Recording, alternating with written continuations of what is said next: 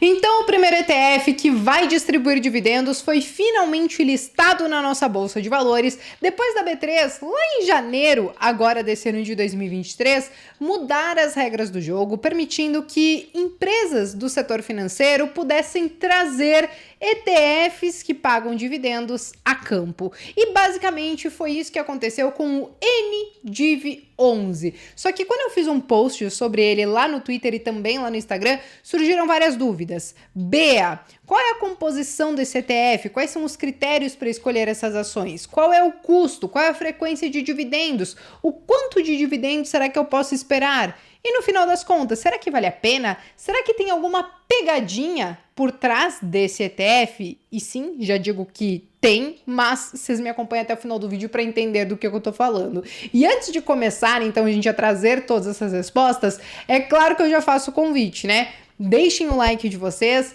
Se vocês são novos por aqui, já se inscrevam e não esqueçam de clicar no sininho porque tem conteúdo novo toda semana. E aproveitando que nós falaremos de dividendos, eu quero deixar para vocês aqui nesse primeiro link que está aparecendo na descrição um calendário de dividendos das empresas que nós temos na Bolsa de Valores que a Levante disponibiliza todos os meses gratuitamente. Uma vez que você acessa ele, todo início de mês você recebe diretamente no seu e-mail esse calendário para aquele mês com os dividendos e as empresas que irão pagar esses recursos. E claro, um segundo convite está num link um pouco mais abaixo desse aqui na descrição, que também é da Levante, para vocês conhecerem as assinaturas que eles têm disponíveis e claro, se optar por assinar alguma, não esqueçam de utilizar o meu cupom BEA34 para ter 34% de desconto em qualquer uma delas, beleza? Mas beleza, vamos então falar do NDIV11, que é o ETF que o Nubank trouxe para nossa Bolsa de Valores e que vai ser o primeiro a distribuir dividendos. E aqui eu não vou entrar no detalhe do que é um ETF, diferença de price return para total return, porque já tem vídeo aqui no canal explicando sobre isso, vou deixar como sugestão aqui em cima, inclusive para vocês, mas o que eu quero mesmo é trazer todas as principais informações e uma possível pegadinha sobre os ETFs que distribuem dividendos. E aí, respondendo a primeira pergunta que apareceu sobre a composição do NDIV11. Então, por ele ser um ETF ser um fundo de índice, ou seja, ele precisa seguir algum índice, o NDIV11 ele vai seguir o Ibov Smart Dividendos. E aí, as empresas que vão compor esse índice, que foi criado entre uma parceria da B3 com o Nubank, basicamente tem alguns critérios. E o primeiro, ele já acontece como se fosse uma pré-pescaria, porque só podem fazer parte desse índice empresas que já façam parte do índice Ibovespa. Ou seja, se nós temos 400 empresas na Bolsa de Valores e no índice Ibovespa tem 80, 90 empresas,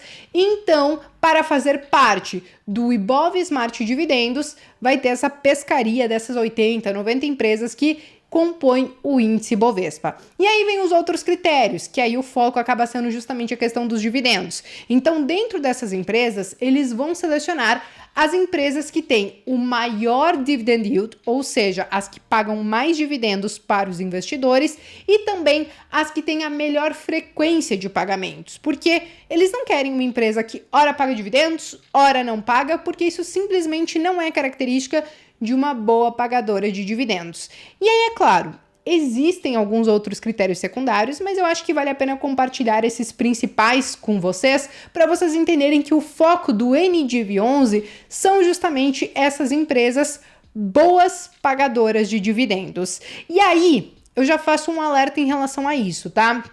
Porque como o NDIV11 ele vai seguir um índice, esse índice, a cada quadrimestre, pode ter a sua carteira modificada. Hoje, como eu vou mostrar para vocês na sequência, ele é composto por 21 empresas, mas daqui 4 meses, essa composição ela pode mudar. Então, podem sair empresas, podem entrar novas empresas, o peso das empresas que tem ali dentro também podem mudar, então é importante ficar de olho. Mas vamos olhar no detalhe, e para isso eu já quero compartilhar minha tela com vocês, nas empresas que compõem o NDIV11. Então, como vocês podem ver, Os setores que dominam o ETF é o setor financeiro, o setor de utilidade pública, o setor de materiais básicos e as principais empresas são Telefônica, BB Seguridade, Taesa, Engie, Banco do Brasil, enfim, eu não vou falar todas elas, mas conforme eu vou rolando aqui para baixo, se vocês não conhecerem todas essas empresas, eu sei que vocês conhecem pelo menos a maioria delas, porque são empresas super conhecidas,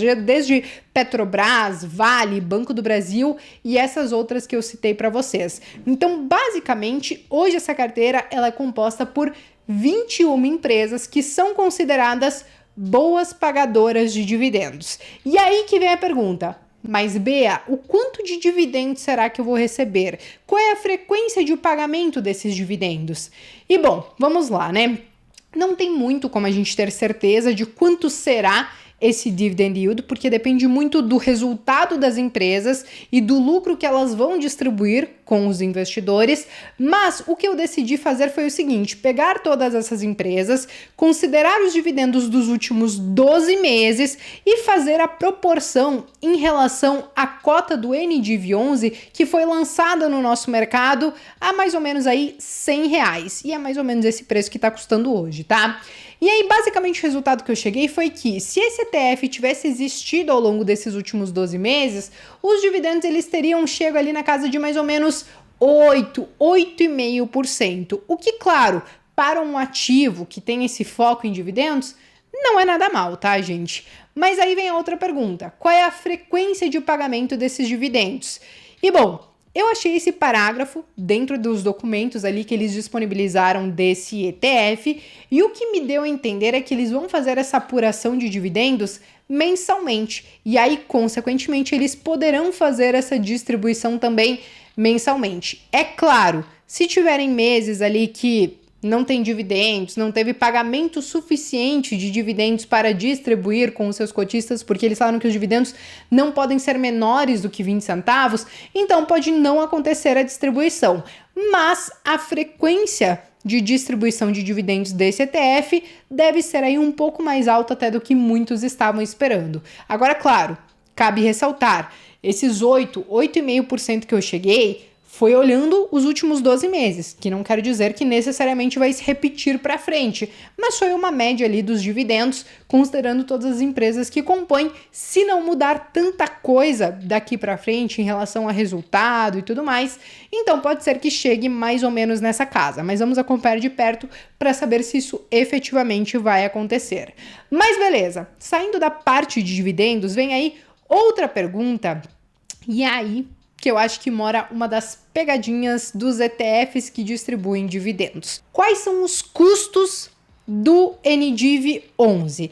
Bom, a taxa de administração dele hoje está na casa de 0,5%. E isso, gente, realmente está muito dentro do que é o mercado. O próprio DIV11, que é um ETF muito antigo, né, que tem o foco em dividendos, também cobra 0,5%.